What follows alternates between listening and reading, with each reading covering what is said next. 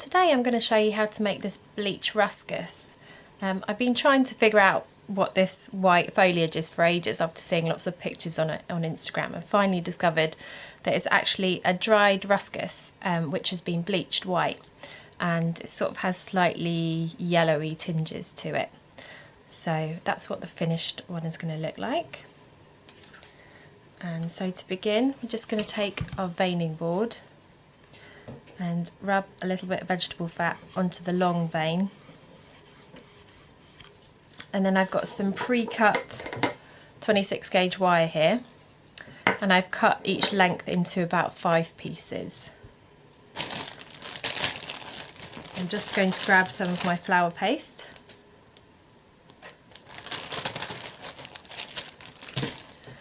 Give it a bit of a knead.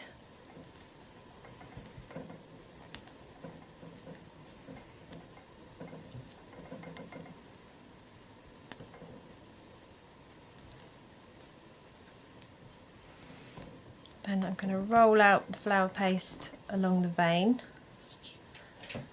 Just put a little bit of corn flour on there to stop it from sticking.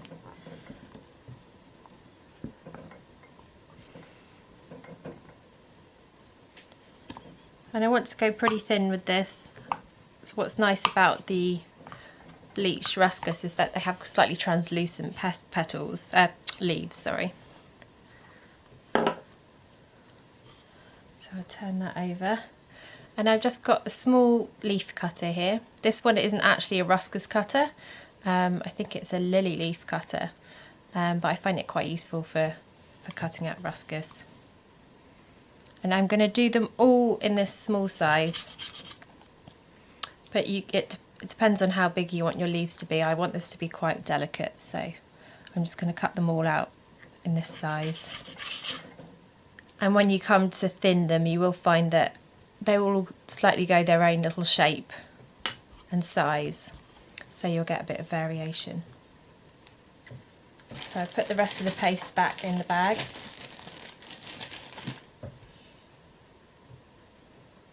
And then I'm just going to dip my wire into a tiny bit of water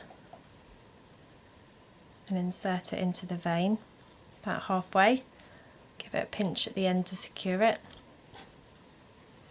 Do the same with the other one.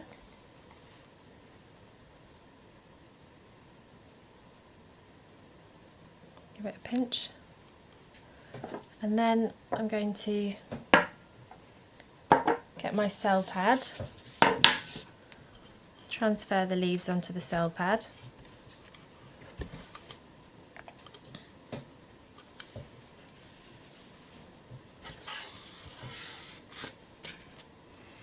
Turn them over so the vein's on the bottom side, and give them a light dust with corn flour. And then I'm going to work at just making the leaves slightly bigger and making the edges really thin. So you want to be able to see through this white paste at the edges.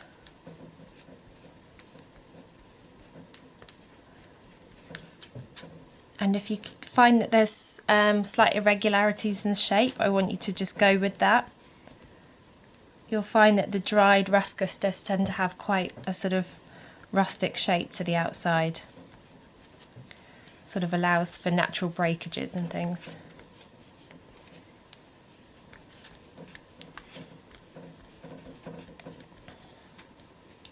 When I create my sugar flowers in foliage, I like them to have a natural quirk to them, so I don't like anything to look too perfect.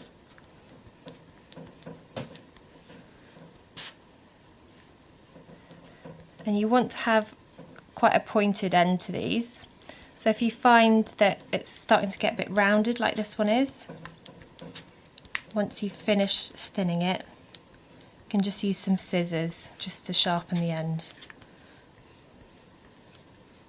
I think that one's okay. But this one I'm just going to slightly sharpen the end because I do want the ends to come to a point.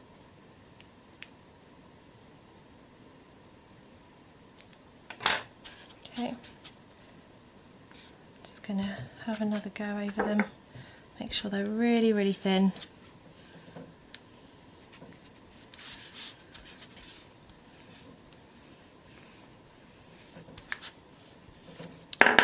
Okay, now I'm going to take my veiner. This one's actually for a Cymbidium orchid, but I find it works quite nicely for Ruscus. If you don't have this kind of veiner, you don't need to do the veining stage, so don't worry about this bit if you don't have it. You can have smooth finish your leaves instead. So now I'm just going to pinch the bottom and pinch the top. And then I'm just going to leave this on a foam pad to dry. So you want all of your leaves to be slightly different shapes. So for this one, I'm going to lay it upside down so it's pointing up like that.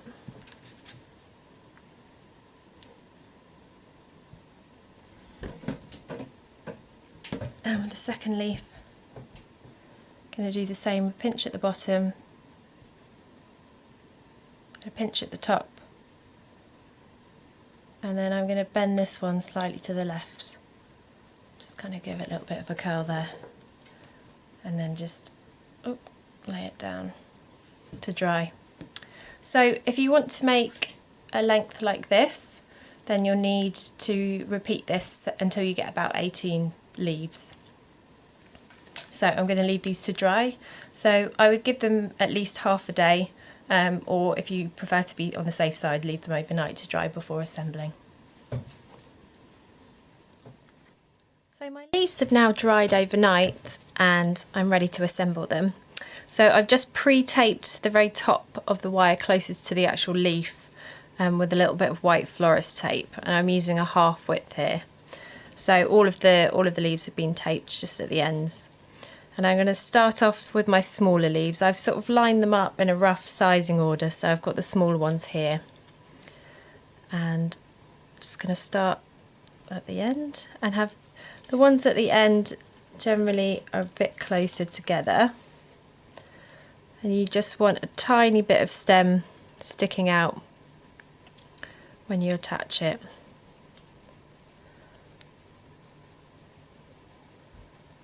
So I've just got a little bit poking out there.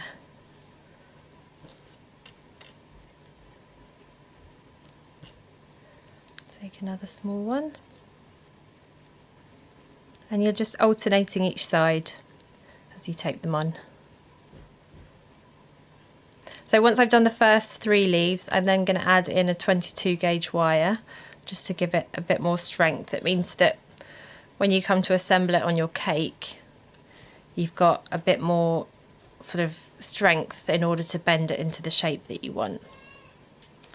But adding all the sort of 26 gauge wire lengths in as well will help to strengthen it too. So I'm going to go about there, add in the next one.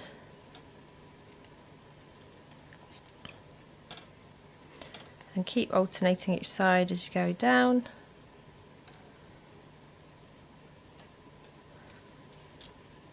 Oops.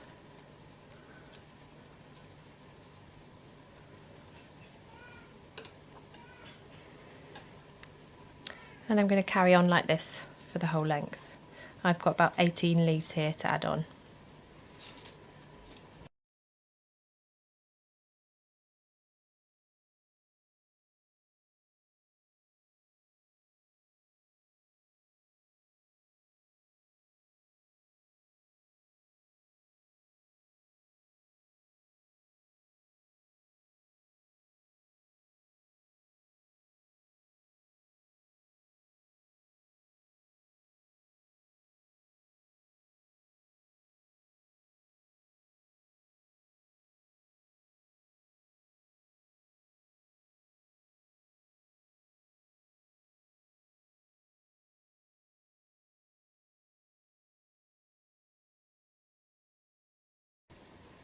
So now that all of my leaves are added on, I've got quite a bit of excess wire here, so I'm just going to cut this roughly in half from where the leaves end, and then just to strengthen this end wire, I'm actually going to tape the wire that I've snipped off onto the end.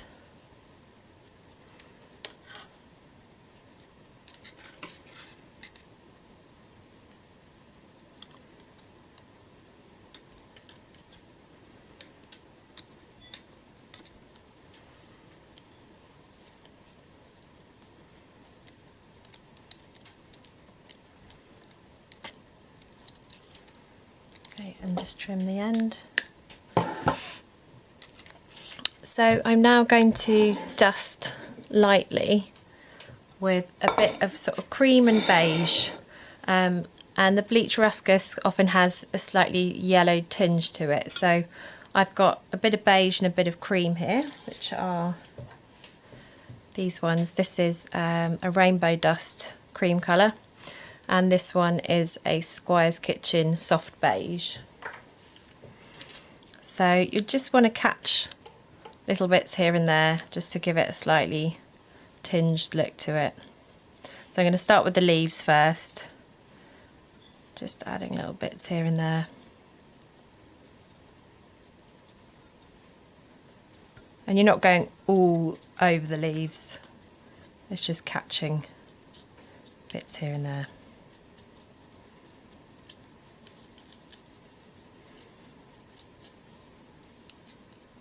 You could leave it white if you wanted to.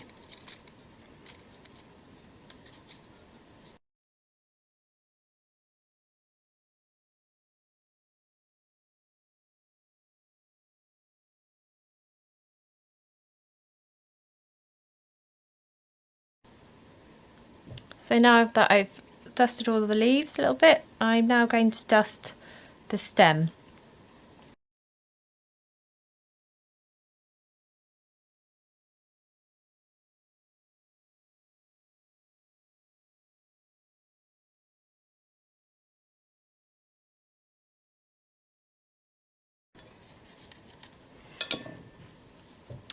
Now that that's all dusted, the final thing to do is just to move your leaves into position. So I'm just going to have them all pointing away from the main stem,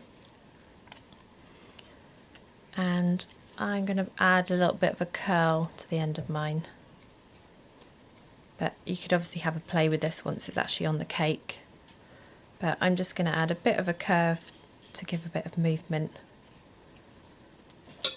and that's it.